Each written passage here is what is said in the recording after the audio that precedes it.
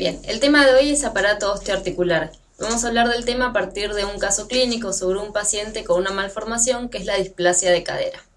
A partir de eso nosotros vamos a tener que hacer un repaso sobre lo que es la histología del tejido óseo, la embriología del aparato osteoarticular y de los miembros, las enfermedades de herencia multifactorial involucrando la genética y con anatomía obviamente la articulación coxofemoral y la formación de los miembros.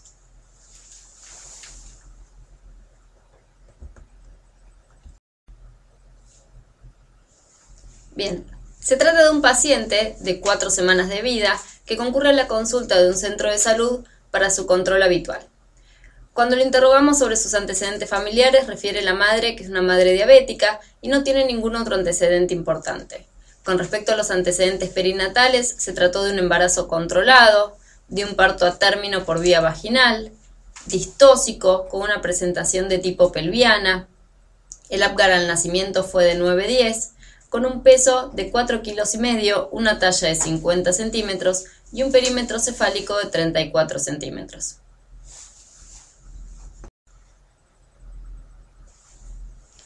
Al examen físico es un lactante en buen estado general, con peso y talla acordes a su edad, se alimenta con pecho libre demanda, tiene buena tolerancia a este tipo de alimentación.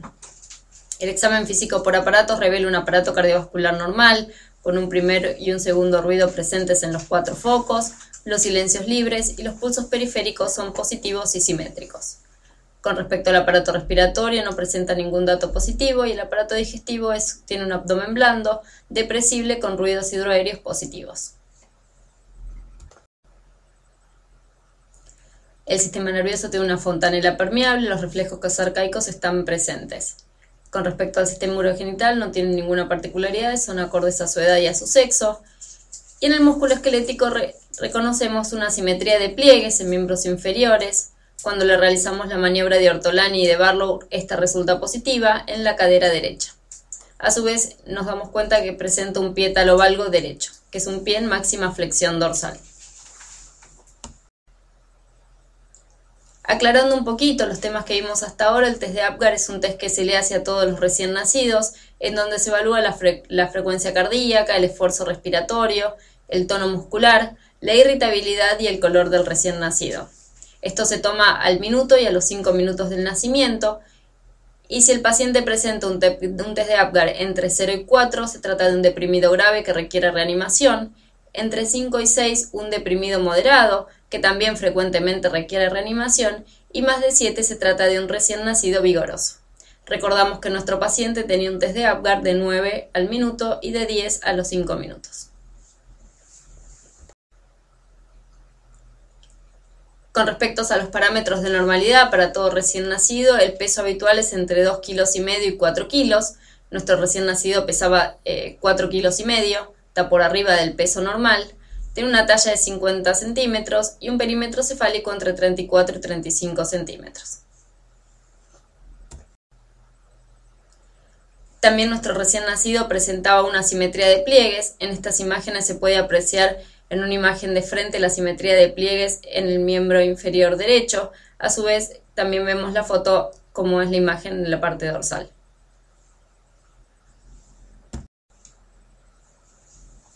Estas son las maniobras de Ortolani y de Barlow. Lo que se realiza es, se pone al paciente en decúbito dorsal, con los dedos índice y mayor sobre los glúteos, se toma con el pulgar las rodillas y se realiza una presión hacia abajo y una abducción de las caderas. Con esa maniobra lo que se busca es evaluar la estabilidad de la cadera. Por otra parte, posteriormente lo que se hace es, se eleva la cadera y se hace la aducción de las mismas. Con esa maniobra lo que logramos es una cadera que está displásica, que está luxada, lo que se hace es volver a colocarla sobre el acetábulo. Esta es una imagen de cómo es un pie talovalgo, el pie en máxima flexión dorsal, que es lo que presentaba nuestro paciente. Como datos positivos encontrábamos en nuestro paciente entonces, resumiendo,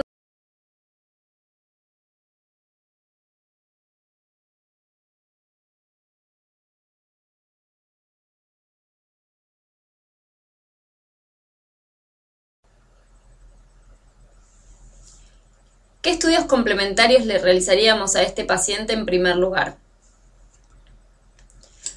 Hasta los 6 meses de vida a los pacientes se les realiza una ecografía de caderas.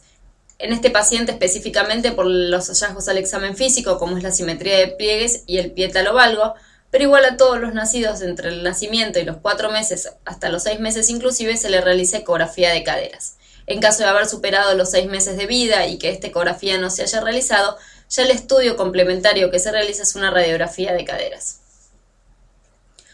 ¿Podríamos haber hecho el diagnóstico de esta patología con anterioridad? En realidad, a estos pacientes se les realizan maniobras de Barlow y Ortolani desde el nacimiento. Si bien al momento del nacimiento, por la inmadurez que presenta el recién nacido, podemos encontrar maniobras de Barlow y Ortolani positivas sin significar que este paciente presenta una displasia de cadera. ¿Cuál es el tratamiento que requiere recibir nuestro paciente? Bien, acá vemos imágenes de ecografías de caderas, en donde se ve la cabeza del fémur y el acetábulo.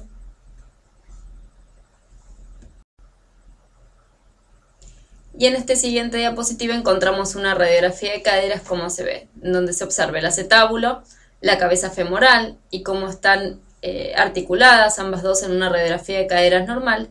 Y en la radiografía de al lado lo que evaluamos es una cadera derecha luxada.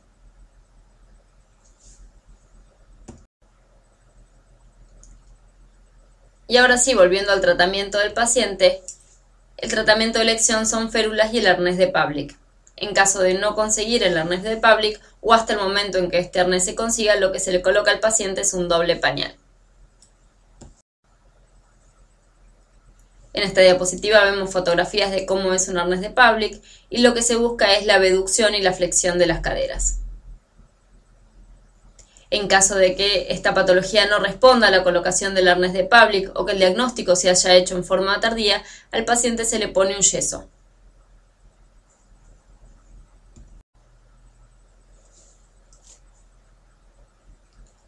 Vamos a hablar ahora un poquito de esta patología que es la displasia de cadera o más conocida como luxación congénita de cadera.